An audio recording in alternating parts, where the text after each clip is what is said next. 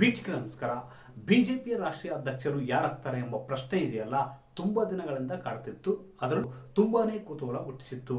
ಈ ವಿಷಯ ಈಗ ಬಹುತೇಕ ತೆರೆಮರೆಗೆ ಸರಿದಿದೆ. ನೋಡಿ, ಹಾಲಿ ಕಾರ್ಯಾಧ್ಯಕ್ಷರಾಗಿರುವ ನಿತಿನ್ ನಬೀನ್ ಅವರು ಇದೇ 20ರಂದು ಅಧ್ಯಕ್ಷರಾಗಿ ಪದಗ್ರಹಣ ಮಾಡುವ ಸಾಧ್ಯತೆ ದಟ್ಟವಾಗಿದೆ. ನೋಡಿ, ನಾವು ಇಂದಿನ ವಿಡಿಯೋದಲ್ಲೇ ಮಾಡಿದ್ವಿ. ಅದೇನಪ್ಪ ಅಂದ್ರೆ, ಯಾರು ಕಾರ್ಯಾಧ್ಯಕ್ಷರಾಗಿ ನೇಮಕವಾಗ್ತಾರೋ ಅವರೇ ಬಹುತೇಕ ರಾಷ್ಟ್ರೀಯ ಅಧ್ಯಕ್ಷರಾಗಿ ಮುಂದುವರಿಯುವ ಸಾಧ್ಯತೆ ದಟ್ಟವಾಗಿರುತ್ತೆ. 99% ಯಾರು ಕಾರ್ಯಾಧ್ಯಕ್ಷರಾಗಿ ಅಧಿಕಾರ ಸ್ವೀಕರಿಸಿರ್ತಾರೋ ಅವರೇ ಬಿಜೆಪಿ ರಾಷ್ಟ್ರೀಯ ಅಧ್ಯಕ್ಷರಾಗಿ ಮುಂದುವರಿತಾರೆ. ಯಾಕಂದ್ರೆ ಪಕ್ಷದಲ್ಲಿ ಪ್ರಧಾನಿ ನರೇಂದ್ರ ಮೋದಿ, ಅದೇ ರೀತಿ ಕೇಂದ್ರ ಗೃಹ ಸಚಿವರಾಗಿರ್ತಕ್ಕಂಥ ಅಮಿತ್ ಶಾ ಅವರು ನೇಮಕ ಮಾಡಿ ಆದೇಶ ಹೊರಡಿಸಿದ ಮೇಲೆ ಬಹುತೇಕ ಪಕ್ಷದಲ್ಲಿ ಆಕ್ಷೇಪ ಕೇಳಿ ಬರುವುದು ಡೌಟು, 100% ಡೌಟು. ಆಕ್ಷೇಪ ಕೇಳಿ ಬಂದ್ರೆ ಅದು ಪರ್ಯಾಯ ವ್ಯವಸ್ಥೆ ಮಾಡ್ತಾರೆ. ಆಕ್ಷೇಪ ಕೇಳಿ ಬರ್ದೇ ಇದ್ರೆ ಅದು ಬಹುತೇಕ ಅವರೇ ರಾಷ್ಟ್ರೀಯ ಅಧ್ಯಕ್ಷರು ಎಂಬುದು ಮನನವಾಗಿರುತ್ತೆ. ಬಹುತೇಕ ನರೇಂದ್ರ ಮೋದಿ, ಅಮಿತ್ ಶಾ ಅವರ ತೀರ್ಮಾನವನ್ನು, ನಿರ್ಧಾರವನ್ನು ಯಾರು ಪ್ರಶ್ನಿಸಲಾರರು. ಹೀಗಾಗಿ ಬಹುತೇಕ ಕಾರ್ಯಾಧ್ಯಕ್ಷರಾಗಿ ಯಾರು ನೇಮಕವಾಗ್ತಾರೆ ಅವರು ಅಧ್ಯಕ್ಷರಾಗಿ ಮುಂದುವರಿಯುವುದು ಸಹಜವಾದ ಪ್ರಕ್ರಿಯೆ.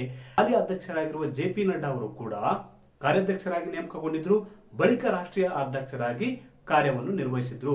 ಪದಗ್ರಹಣವನ್ನು ಸ್ವೀಕರಿಸಿ 4 ವರ್ಷಗಳ ಕಾಲ ಅಧ್ಯಕ್ಷರಾಗಿ ತಮ್ಮ ಕಾರ್ಯಭಾರವನ್ನು ಮಾಡಿದ್ರು.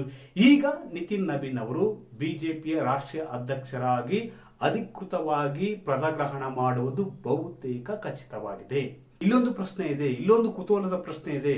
ಬಿಜೆಪಿಯ ರಾಜ್ಯ ಘಟಕದ ಅಂದ್ರೆ ಕರ್ನಾಟಕದ ಬಿಜೆಪಿ ರಾಜ್ಯ ಘಟಕದ ಅಧ್ಯಕ್ಷರು ಯಾರಾಗ್ತಾರೆ ಎಂಬ ಪ್ರಶ್ನೆ ಕೂಡ ಕಳೆದ 5-6 ತಿಂಗಳಿಂದ ಕಾಡ್ತಿದೆ. ಬಹುತೇಕ ಈ ಪ್ರಶ್ನೆಗೂ ಕೂಡ ಉತ್ತರ ಸಿಕ್ಕಿದೆ ಅಂತ ಹೇಳಲಾಗ್ತದೆ. ಹಾಗಾದ್ರೆ ಮುಂದಿನ ಬಿಜೆಪಿ ರಾಜ್ಯಾಧ್ಯಕ್ಷರು ಯಾರು?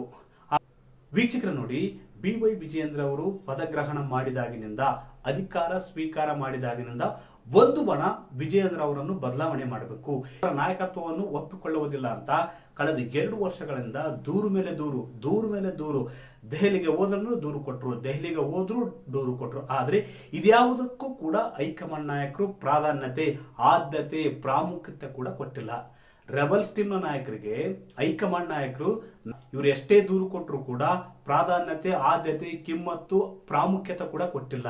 ಇದರಿಂದಾಗಿ ರಾಜ್ಯಾಧ್ಯಕ್ಷರ ಹುದ್ದೆ ಸೇಫ್ ಆಗಿದೆ. ಅಂದ್ರೆ ಅಧ್ಯಕ್ಷರಾಗಿರುವ BY ವಿಜಯೇಂದ್ರ ಅವರ ಪಕ್ಷ ಸಂಘಟನೆ, ಕಾರ್ಯವೈಖರಿ ಮತ್ತು ಪಕ್ಷವನ್ನು ಸದೃಢಗೊಳಿಸುವ ನಿಟ್ಟಿನಲ್ಲಿ ಹಮ್ಮಿಕೊಂಡಿರ್ತಕ್ಕಂಥ ಕಾರ್ಯಕ್ರಮಗಳು, ಅದೇ ರೀತಿ ಆಡಳಿತಾರೂಢ ಕಾಂಗ್ರೆಸ್ ಪಕ್ಷದ ವಿರುದ್ಧ ರೂಪಿಸಿರುವ ಹೋರಾಟಗಳು, ಪ್ರತಿಭಟನೆಗಳು, ಇವೆಲ್ಲವೂ ಕೂಡ ಕಳೆದ 2 ವರ್ಷಗಳಲ್ಲಿ ಪಕ್ಷದ ವರ್ಚಸ್ಸನ್ನು ಹೆಚ್ಚಿಸಿವೆ. ಅದೇ ರೀತಿ ಪಕ್ಷದ ಕಾರ್ಯಕರ್ತರಲ್ಲಿ ಉತ್ಸಾಹ ತಂದಿದೆ.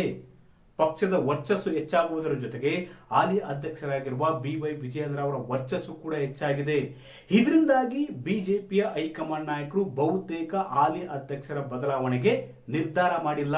ಬಹುತೇಕ 2028ರವರೆಗೆ BY ವಿಜಯೇಂದ್ರ ಅವರನ್ನೇ ಮುಂದುವರಿಸುವುದಕ್ಕೆ ನಿರ್ಧಾರ ಮಾಡಿದ್ದಾರೆ ಅಂತ ಹೇಳಲಾಗ್ತದೆ. ನೋಡಿ, 2028ರ ವಿಧಾನಸಭೆ ಚುನಾವಣೆವರೆಗೆ ಹಾಲಿ ಅಧ್ಯಕ್ಷರಾಗಿರುವ BY ವಿಜಯೇಂದ್ರ ಅವರನ್ನೇ ಮುಂದುವರಿಸುವುದಕ್ಕೆ ಬಿಜೆಪಿಯ ಹೈಕಮಾಂಡ್ ನಾಯಕರು ನಿರ್ಧಾರ ಮಾಡಿದ್ದಾರೆ ಅಂತ ಹೇಳಲಾಗ್ತದೆ. ಇದರಿಂದಾಗಿ BY ವಿಜಯೇಂದ್ರ ಅವರ ವಿರೋಧಿ ಪಡೆಯಲ್ಲಿ ತಳಮಳ ಶುರುವಾಗಿದೆ.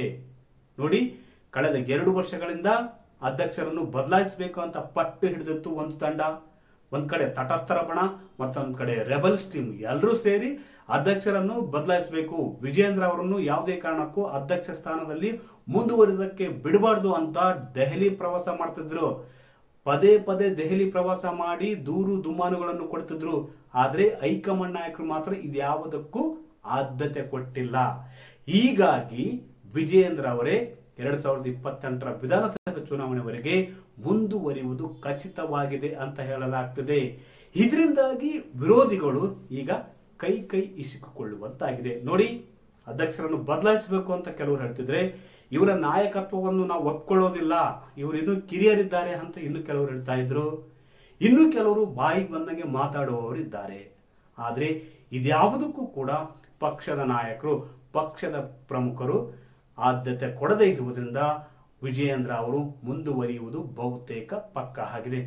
ನೋಡಿ, ಕಳೆದ 6 ತಿಂಗಳಲ್ಲಿ ಕಾಂಗ್ರೆಸ್ ಸರ್ಕಾರದ ವಿರುದ್ಧ, ಆಡಳಿತಾರೂಢ ಕಾಂಗ್ರೆಸ್ ಸರ್ಕಾರದ ವಿರುದ್ಧ BY ವಿಜಯೇಂದ್ರ ಅವರು ರೂಪಿಸಿರ್ತಕ್ಕಂಥ ಹೋರಾಟಗಳು, ಪ್ರತಿಭಟನೆಗಳು ಮನೆಗೆ ಮುಟ್ಟಿಸುವಲ್ಲಿ, ಜನರಿಗೆ ತಲುಪಿಸುವಲ್ಲಿ ಯಶಸ್ವಿಯಾಗಿದ್ದಾರೆ. ಅದು ರೈತರ ಸಂಬಂಧ ಪ್ರತಿಭಟನೆ ಇರ್ಬೋದು, ರೈತರ ಪರಿಹಾರಕ್ಕಾಗಿ ಪ್ರತಿಭಟನೆ ಇರ್ಬೋದು, ಧರ್ಮಸ್ಥಳದ ವಿರುದ್ಧ ಕೇಳಿ ಬಂದಂತ ಅಪಪ್ರಚಾರದ ವಿರುದ್ಧ ಇರ್ಬೋದು, ಅದೇ ರೀತಿ ಬಳ್ಳಾರಿಯ ಗಲಾಟೆ ಇರ್ಬೋದು, ಇನ್ನು ಬಹುತೇಕ ಪ್ರತಿಭಟನೆಗಳು ಮೂಡ ಇರ್ಬೋದು, ವಾಲ್ಮೀಕಿ ಹಗರಣ ಇರ್ಬೋದು, ಇನ್ನು ಬಹುತೇಕ ಕಾಂಗ್ರೆಸ್ ಸರ್ಕಾರದ ವೈಫಲ್ಯಗಳನ್ನು ಹಿಡಿದುಕೊಂಡು ಪ್ರತಿಭಟನೆ ನಡೆಸಿದ್ದಾರೆ. ಅಷ್ಟೇ ಅಲ್ಲ, ಯುವಕರ ಧ್ವನಿಗೆ ಕಿವಿ ಆಗಿರ್ತಕ್ಕಂಥ ವಿಜಯೇಂದ್ರ ಅವರು ಯುವಕರಿಗೆ ಉದ್ಯೋಗದ ಕುರಿತು ಧ್ವನಿ ಎತ್ತಿದ್ದಾರೆ. ನೋಡಿ, ಕಾಂಗ್ರೆಸ್ ಸರ್ಕಾರ ಅಧಿಕಾರಕ್ಕೆ ಬರುವ ಮುಂಚೆ ಸರ್ಕಾರಿ ಹುದ್ದೆಗಳನ್ನು ಭರ್ತಿ ಮಾಡುವುದಾಗಿ ಹೇಳಿತ್ತು. ಆದರೆ ನಿರ್ಲಕ್ಷ್ಯದ ಪರಿಣಾಮ ವಿಜಯೇಂದ್ರ ಅವರು ಯುವಕರ ಪರವಾಗಿ ಧ್ವನಿ ಎತ್ತಿದ್ದಾರೆ, ರೈತರ ಪರವಾಗಿ ಧ್ವನಿ ಎತ್ತಿದ್ದಾರೆ, ಜನಸಾಮಾನ್ಯರ ಪರವಾಗಿ ಧ್ವನಿ ಎತ್ತಿದ್ದಾರೆ.